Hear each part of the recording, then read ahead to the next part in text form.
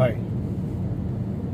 Real estate రంగంలో invest చేయాలనుకున్న వారికి ఇది ఒక షాకింగ్ న్యూస్తో నేను ఈ వీడియో చేస్తున్నాను. మనకు తెలుసు ఆల్మోస్ట్ హైదరాబాద్ సరౌండింగ్స్లో అక్టోబర్ నుంచి ఎన్నికల మూడ్ అనే పేరిట స్తబ్దుగా ఉంది రియల్ ఎస్టేట్ డమాల్ అని చెప్పి పెడుతూనే ఉన్నారు. అఫ్ కోర్స్ సేల్స్ అవుతూనే ఉన్నాయి. ఎందుకంటే తెలివైన ఇన్వెస్టర్లు ఈ టైం కరెక్ట్ అనుకుంటారు ఇన్వెస్ట్ చేయడానికి. ఎందుకంటే బార్గెనింగ్ కెపాసిటీ పెరుగుతుంది. అంటే స్తబ్దుగా ఉంది, డల్గా ఉంది రియల్ ఎస్టేట్ అన్నప్పుడు రియల్ ఎస్టేట్ సంస్థలు ఫ్లాట్లు కానీ అమ్మేవాళ్ళు కొద్దిగా బార్గెనింగ్ స్కోప్ ఇస్తారు. సరే ఎంతో కొంత తక్కువ అయితే ఎందుకంటే స్తబ్దుగా ఉన్న టైంలో సేల్ అయితే బాగుంటుందని అనుకుంటారు కాబట్టి దాన్ని అడ్వాంటేజ్గా అర్థం చేసుకున్న వాళ్ళు దాన్ని అడ్వాంటేజ్గా తీసుకుంటారు, ఇన్వెస్ట్ చేస్తారు. సో అలా లేని వాళ్ళు ఆ స్తబ్దుగా ఉంది ఎన్నికల తర్వాత పరిస్థితి చూద్దామని వెయిట్ చేస్తుంటారు. సో ఇప్పుడు తెలంగాణలో ఎలక్షన్ పూర్తయింది. ఇంకొక 20 రోజులు అనుకో, ఇంకొక 21 రోజు ఇంకా ఎలక్షన్ కోడ్ కంటిన్యూ అవుతుంది. సో ఈ టైంలో గవర్నమెంట్ ఇంకా కీలకమైన నిర్ణయాలు ఏమి తీసుకోదు. ఈ 21 రోజుల్ని వినియోగించుకొని రియల్ ఎస్టేట్లో పెట్టుబడి పెట్టాలి. ఆ అవకాశాలను, ఆ ఆఫర్స్ని వాడుకోవాలి. ఎందుకంటే ఎలక్షన్ కోడ్ వన్స్ ఎత్తేస్తే మనందరికీ తెలుసు, ఎన్నికల ప్రచారంలో సీఎం రేవంత్ రెడ్డి వర్సెస్ పాత ప్రతిపక్షమైన బీఆర్ఎస్ పార్టీ నేతల మధ్య పెద్ద స్థాయిలో ఒక ఇష్యూ జరిగింది. ఇది రుణమాఫీ సంబంధించి. రుణమాఫీ ఆగస్టు 15 కల్లా చేస్తానని చెప్పి ముఖ్యమంత్రి రేవంత్ రెడ్డి ఏ జిల్లాకి వెళ్తే ఆ జిల్లాలో ప్రముఖ దేవుడి పేరు మీద ఒట్టేస్తూ వచ్చాడు, ప్రమాణం చేస్తూ వచ్చాడు.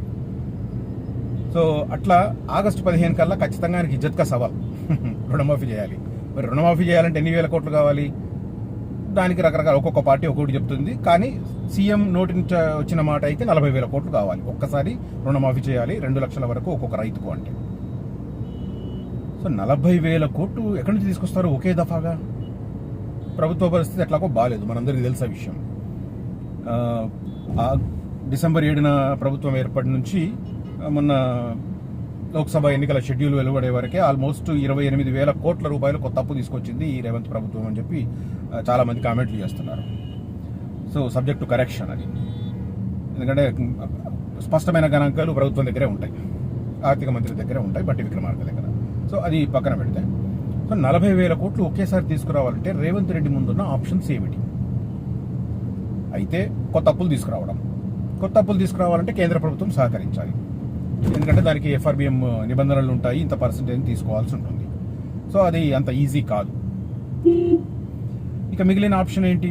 స్థానికంగా రెవెన్యూను పెంచుకోవాలి. రెవెన్యూను పెంచాలంటే ఏం చేయాలి? ఆల్రెడీ పాత ప్రభుత్వమే ఎక్సైజ్ను ఆల్మోస్ట్ ఎంత వీలైతే అంత కొల్లగొట్టేసింది. ఇంకా వైన్ షాపులకు 3 నెలల గడువు ఉండగానే మళ్ళీ కొత్త వైన్ షాపులకి ఆక్షన్ పెట్టి కావాల్సినంత దండుకుంది, అయిపోయింది. సో ఇప్పుడు ఈ రేవంత్ రెడ్డి ప్రభుత్వం ముందు ఆ ఆప్షన్ కూడా లేదు. పైగా ఆ దాంట్లో ఏమన్నా మార్పులు చేర్పులు చేద్దామని వేలు పెడితే అది మళ్ళీ రాజకీయ విమర్శలకు దారితీస్తుంది. కాబట్టి అది కూడా రూల్డ్ అవుట్. ఇంకేముంది ఆప్షన్స్ అంటే పన్నులు పెంచుకోవాలి, రాబడి పెంచుకోవాలి. ఈజీ ఆప్షన్ ఏంటంటే కేసీఆర్ తన 9.5 సంవత్సరాల కాలంలో ఆల్మోస్ట్ 3 సార్లు చేశాడు ఆ పని. ఏంటి? రాష్ట్రంలో భూముల వాల్యూను పెంచడం. సో ఇది ఖచ్చితంగా షాకింగ్ న్యూస్. ఎవరికి? మధ్యతరగతి, ఎగువ మధ్యతరగతి ఇన్వెస్టర్లకు ఖచ్చితంగా ఇది షాకింగ్ న్యూస్. ఎందుకంటే మనకు తెలుసు 2014లో హైదరాబాద్ సరౌండింగ్లో భూముల వాల్యూ ఎలా ఉండింది. ఆ తర్వాత కేసీఆర్ ప్రభుత్వం చేసుకున్న నిర్ణయాల వల్ల వేరే దారి లేదు.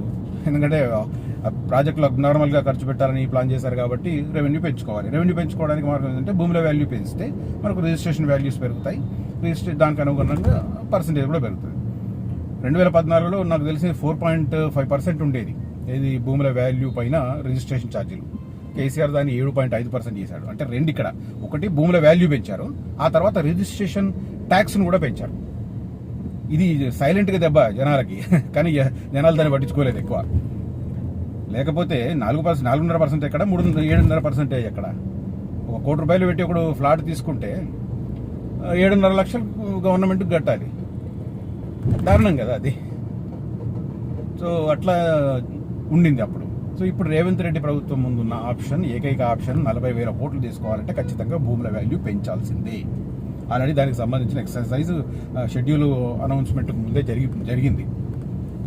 ఎంత పర్సెంట్ పెంచుతారనేది చూడాలి. కనీసం నేను అనుకుంటా 15 to 20% భూముల వాల్యూ పెంచితేనే తనకు కావాల్సిన రెవెన్యూ రాబట్టుకోగలడు. సేమ్ టైం రిజిస్ట్రేషన్ పర్సంటేజ్ అంటే ట్యాక్స్ పర్సంటేజ్ని కూడా 7.5 నుంచి 9కు పెంచాలని చెప్పి అధికారులు 9% పెంచాలని చెప్పి అధికారులు చెప్తున్నారంట. అంటే ₹1,00,00,000 ఫ్లాట్ కొనేవాడు 9 లక్షలు రిజిస్ట్రేషన్ ఫీజు కట్టాల్సి ఉంటుంది. సో అట్లా రెవెన్యూ పెంచుకోవడానికి ఆయనకున్న ఏకైక మార్గం. సో ఇప్పుడు మనకి ఎంత టైం ఉంది? ఇంకొక 21 రోజులు. ఎన్నికల కోడ్ ఎత్తివేసిన తర్వాత జరిగే ఫస్ట్ క్యాబినెట్లో జరిగే డెసిషన్ ఇదే. అయితేనే ఆగస్టు 15 కల్లా ఆయన రుణమాఫీ చేయగలడు. 40,000 కోట్లు సమీకరించుకొని ఆ ప్రయత్నం చేయగలడు. ఇక లేదు, ఇంకా ఆప్షన్కి ఏముంది అని అంటే ఒక కార్పొరేషన్ ఏర్పాటు చేయడము, దానికి ఫండింగ్ ఎక్కడి నుంచో తెప్పించడం, ఆ ఫండింగ్ని బ్యాంకులకు బదలాయించడము, ఆ తర్వాత రుణమాఫీ చేయడం. ఇది చాలా లెంతీ ప్రాసెస్. ఆయన అనుకున్న గడువులోగా అది జరగదు. ఇది ఆగస్టు 15లోగా. కాబట్టి భూముల వాల్యూ పెరుగుతాయి.